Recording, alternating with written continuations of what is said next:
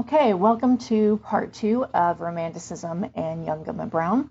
In the first lecture, I discussed the literary period of Romanticism, covered the British version, and then the Dark Romantics, which is where Nathaniel Hawthorne, the author of Young Goodman Brown, would fall into that category.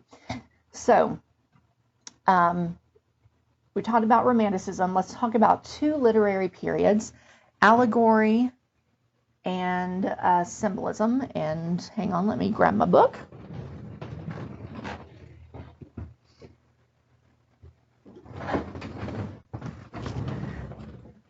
Okay, so if you have your textbook with you, this is a good time for me to point out a couple of things.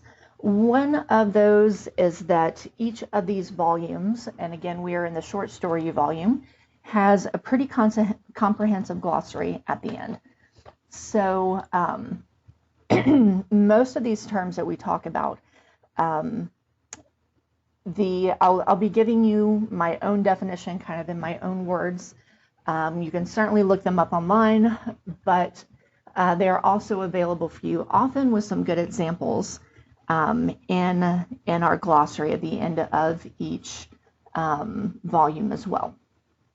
So also, this is a good time for me to tell you that when I go through the story, if I'm quoting, I'll give you the page number from our volume.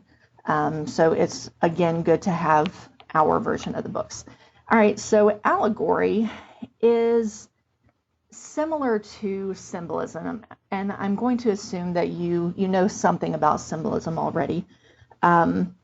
But allegory is when you have often an abstract noun, an abstract idea, such as love, faith, loyalty, sinfulness, hatred, any of these abstract nouns, and they are made concrete in some way, meaning they are made tangible, you can touch them, they become actual characters or objects within your story. So Young Goodman Brown, this whole story is an allegory, and it's an allegory for faith and temptation, and what Christians deal with in their walk. You've read other allegories or seen other allegories, I'm sure. Perhaps one of the most famous is the Chronicles of Narnia. John Bunyan's, I almost said Pride and Prejudice, that's not it. Pilgrim's Progress is another example of allegory. We've seen a lot of them. Allegories are often, I'm going to say, not very subtle. It's usually pretty clear that it's a story that is meant to symbolize something else. And that's what we have here. And then symbolism, again, is an idea, something abstract that becomes concrete. So in this story, that might be Faith's ribbons, whereas a character would be an example of an allegory. All right. So I want to talk about a couple of things. Let me just go through important things in the story here. And I want to start by let me give you another term, foreshadowing. Foreshadowing is a term that I think you've come across before. It's where the author hints through how they set the story up or something that happens. They put in a little detail that becomes important later on, and sometimes it's not clear until later on that, oh, the author was kind of hinting that this was going to happen. And I would argue that the first couple of pages that we have in setting up this story, the first few paragraphs, are really important foreshadowing for this story. So I am in our textbook, and I am on page 188. I'm not going to read to you. I am just going to point out that the author from the beginning, Nathaniel Hawthorne, is preparing you for what happens at the end of the story, that he's telling you something important about these characters from the get-go. All right, and I'm going to start with the setting here. So the story begins at sunset, and Faith and young Goodman Brown live in the small town of Salem. They're in the colonies, and this is well before the colonies would have been thought of as really, truly settled. This is a group of Puritans, so they're among the first there. The village is surrounded by forest, surrounded by wilderness, and inside the town would have been, or village would have been marginally safe, but stepping outside of the village would have been dangerous. It would have been an act of bravery in some cases, foolishness in other cases. It's certainly not something you take lightly, and it's certainly not something you would do alone at night. And yet that is exactly what we see young Goodman Brown doing at the beginning of this story. It is sunset, he is at home, but he is leaving his young wife to go back into the woods to meet a traveler, somebody who is never even given a name. So this is odd behavior. It's behavior that he knows that he should not be doing, and it's behavior that his wife is worried about him doing. It's dangerous to do. And Faith, who of course is an allegory for faith itself, is concerned, and she says, "Prithee, put off your journey until sunrise and sleep in your own bed tonight." Now that's just common sense. It doesn't make sense for him to be leaving at nightfall to go into the forest. And then she continues, "A lone woman is troubled with such dreams and thoughts that she's afeard of herself sometimes." Now that is an interesting line that should tell you something about Faith. Young Goodman Brown, we already know he's acting oddly because he's choosing to leave. It's odd for him to put himself at risk, even more odd for him to put his wife at risk. For him to leave her alone at night is something that he just shouldn't be doing, and Faith knows this.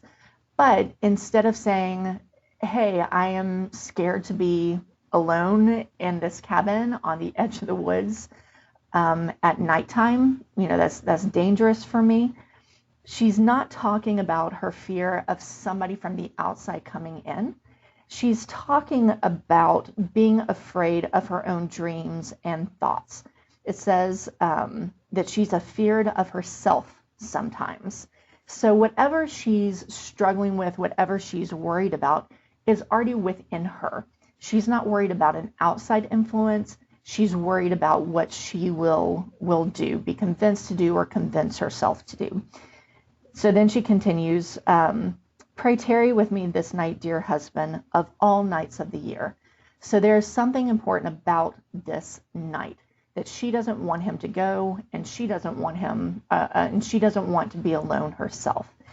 So all of this is pretty good foreshadowing for what's coming, for the decision that Faith apparently makes at the end of the story, and for this temptation that young Goodman Brown is about to face.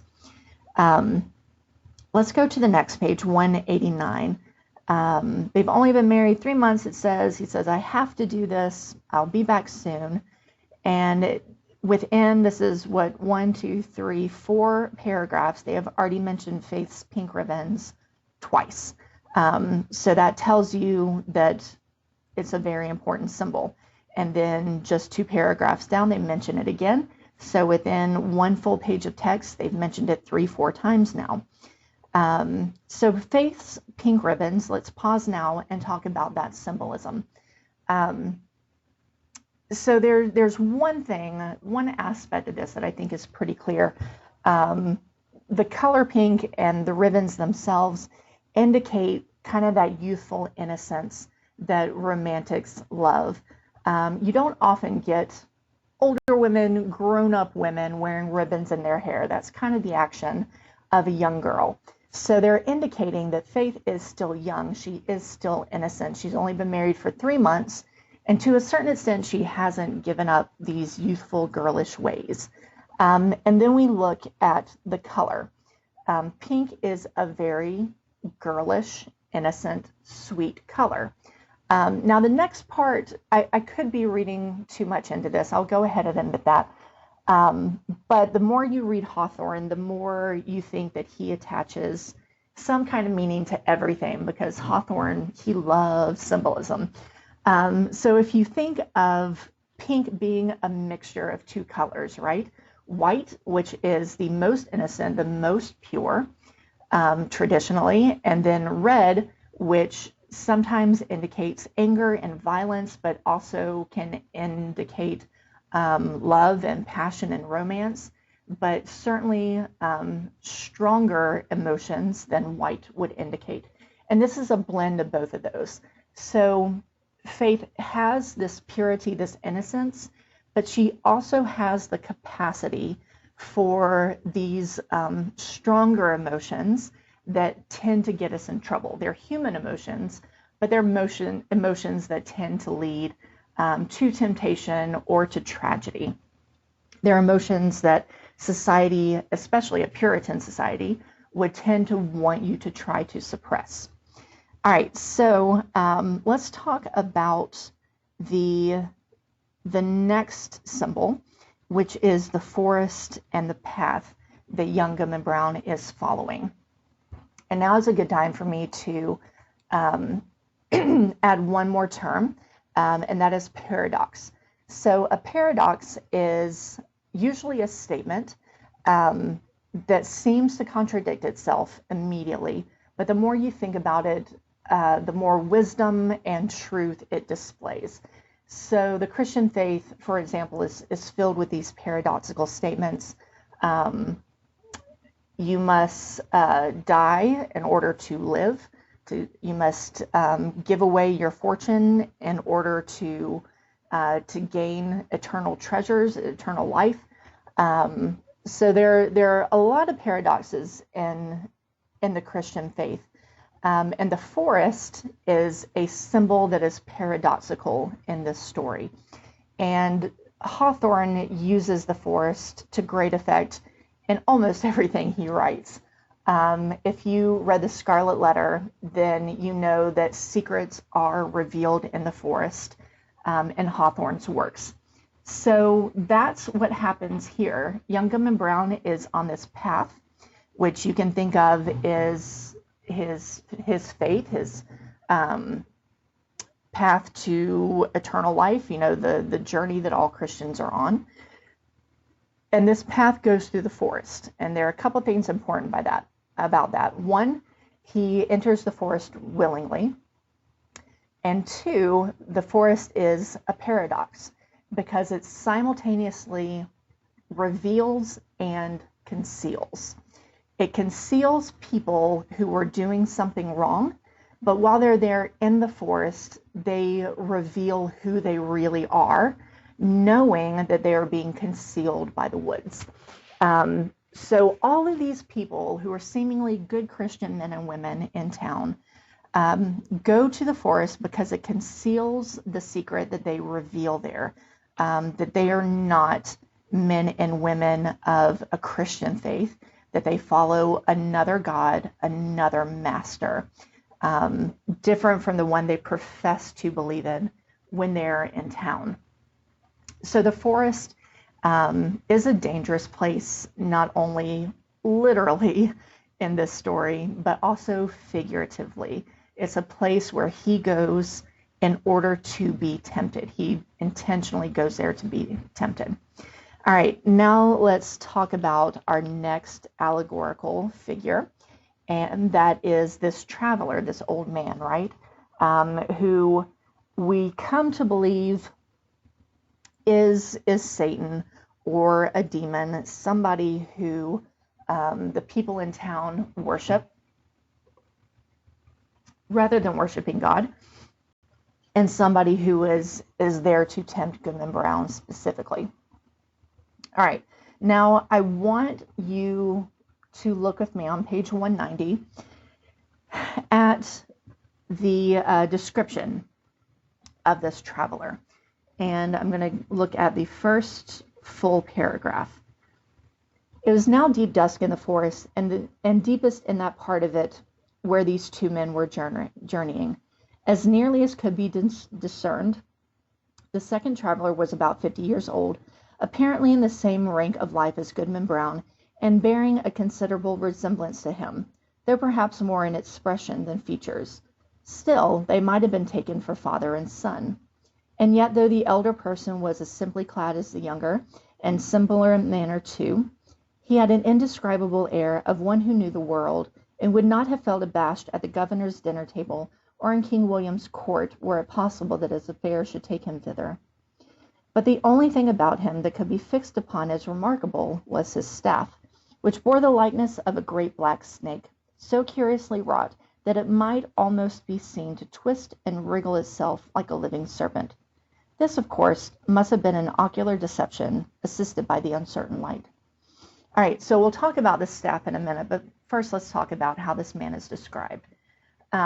First, he is described as being in the same rank of life as Goodman Brown. Basically, what that is saying is, economically speaking, they're kind of on the same level. It's not one man is rich, one man is poor. They seem to be on an equal footing. And then it talks about one being a little bit older, but they could have been mistaken for father and son. So I want to talk about, with this, the two possible interpretations of the end of the story. So one of the things you will be asked on the test is whether or not you think that Goodman Brown had a very vivid dream, and when he wakes up, he's not sure what to think, or is this something that literally happened to him?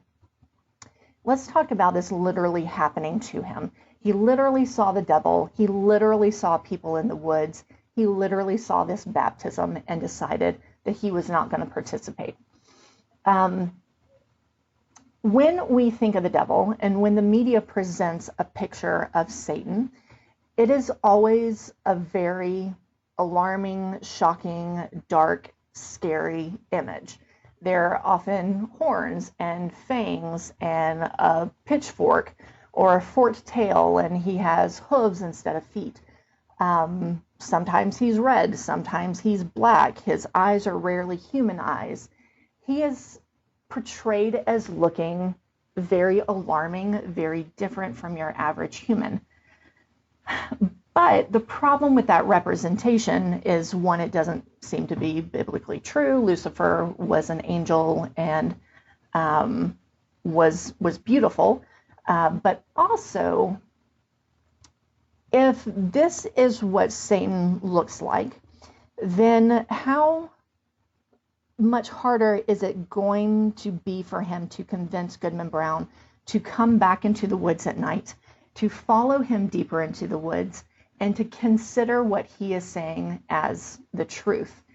If Satan looks like how the media depicts Satan, then that's scary. That is not something or somebody that's going to be successful in inviting me closer. If, however, Satan presents himself as being somebody very familiar, this guy looks like he could be my father. He looks like any other man I could be friends with or related to in my village, then it's going to be much easier for this figure, this person, to convince me to come closer, to be friendly with him, to follow him deeper into the forest. So that is one reason that Satan may appear to look so much like Goodman Brown. Now, the other interpretation of the story is that this didn't literally happen, that Goodman Brown is having this very vivid dream that changes his life. And if we think about that, we know that psychology and science tell us that it is impossible for our brains to make up a face that we have not seen. When we see faces in dreams, it is a face that we have seen before. So if Goodman Brown is dreaming, when he sees this person, if he does see this face, it's going to have to be a face that is familiar to him. It's going to have to be a face of somebody he has seen. So those are two explanations of why Hawthorne puts in here that Satan, the devil, is so familiar to young Goodman Brown, and he's not this scary creature that makes Goodman Brown say, "Oh no, I am leaving the forest and I'm going back to my wife." All right, let's get to kind of the crux of the story, and talk about how Goodman, step by step, walks away from his wife, from the path, until he gets to this critical moment. And let's also look at how the weather kind of tells us that that's going to happen. If you remember, we talked about in Romanticism, nature being very important to the Romantics. If you go to, let's see. Okay, if you go to pages 194, 195, and a little bit beyond, you see that Goodman Brown has debated and discussed with the traveler, with the devil, and the devil has been fairly successful in convincing him that, hey, you should come check this out. I know a lot of people in your life. I'm not as much of a stranger to you as you might want to think I am. And you also see by this point that Goodman Brown has chosen himself to step off the path and deeper into the forest. And that happens when he sees Goody Cloyce coming. He hears her and he thinks, oh my goodness, she's going to see me here and she's going to recognize me. And he tells the traveler, hey, I'm going to step off the path further into the woods so that she doesn't see me and recognize me. So his first thought is for self-preservation, not, wait a minute, if Goody Cloyce is in the woods, then she is doing something wrong also. He steps off the path, that's symbolic but important. I am leaving my path of faith to conceal myself. At this point, on 194, 195, the traveler has basically made his argument, and he's leaving Goodman Brown to argue with himself, to kind of make this decision. And I think this is indicative of temptation, and that maybe somebody else introduces it into our lives, but eventually we are the ones who convince ourselves to do this, that we don't actually need that much of a push because of our sinful nature. But I want to point out on 195, excuse me, where we see that nature kind of foreshadows a lot of what's going to happen. So as Goodman Brown gets off the path becomes less clear. He doesn't know where he's going. He's stumbling around. And on 195 at the top, it says, young Goodman Brown caught hold of a tree for support, being ready to sink down on the ground, faint, overburdened with the heavy sickness of his heart. He looked up to the sky, doubting whether there really was a heaven above him. Yet there is the blue arch and the stars brightening in it. With heaven above and faith below, I will yet stand firm against the devil, cried young Goodman Brown. While he still gazed upward into the deep arch of the firmament, and had lifted his hands to pray, a cloud, though no wind was stirring, hurried across the zenith and hid the brightening stars. The blue sky was still visible, except directly overhead, where this black mass of cloud was sweeping swiftly northward. Aloft in the air, as if from the depths of the cloud, came a confused and doubtful sound of voices. All right, so he becomes confused and upset, and right as he looks up into the sky and makes this statement of faith, and notice that he's putting his faith not only in God, but in his wife, Faith, this cloud comes over the sky, and it's dark, and it has these confusing voices in it. So nature is adding to his confusion. The more upset he gets, the more confusing and wild nature and the rest of the forest seem to get. All right, so a little further down, Faith, shouted Goodman Brown in a voice of agony and desperation, and the echoes of the forest mocked him, crying, Faith, Faith. as if bewildered wretches were seeking her all through the wilderness. The cry of grief, rage, and terror was yet piercing in the night when the unhappy husband held his breath for a response.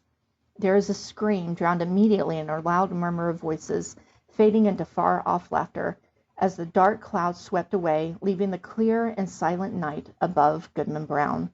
But something fluttered lightly down through the air and caught on the branch of a tree. The young man seized it and beheld a pink ribbon.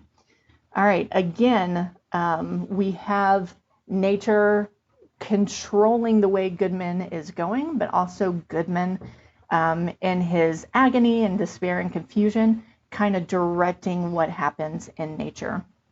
So the very next page, 196, "My faith is gone," cried he after one stupefied moment. "There is no good on earth, and sin is but a name. Come, devil, for to thee this world is given." So he gives up on Faith, his wife, and Faith, his actual faith in God and goodness and mankind, at this moment when he realizes that Faith and her ribbons are separated, meaning she has lost her innocence, she has lost her youthfulness. All right, so let's go to, and this is the last thing I want to point out, that moment, that climactic moment happens on page 200. At the bottom of 199, he and Faith are together at this altar. The husband cast one look at his pale wife, and Faith at him. What polluted wretches would the next glance show them to each other, shuddering alike at what they disclosed and what they saw? So again, you have this concealing and revealing aspect of the forest. They're hiding from each other, but they're revealing a new nature to each other. And Goodman Brown is scared of what he's going to see in his wife next. So here's that climactic moment. "Faith, Faith," cried the husband, "look up to heaven and resist the wicked one." Whether Faith obeyed, he knew not. And that might be one of the most important lines, or the most important line in this story, that he wakes up cold and alone, not knowing what decision Faith made, not knowing if he still truly has faith. And as you see in the rest of the story, it kind of ruins his life. He doesn't know what to do with that, and he dies kind of angry and bitter and skeptical and alone. All right, so I'm going to stop the portion of the lecture here, and in the next portion I will talk about the theme of the story.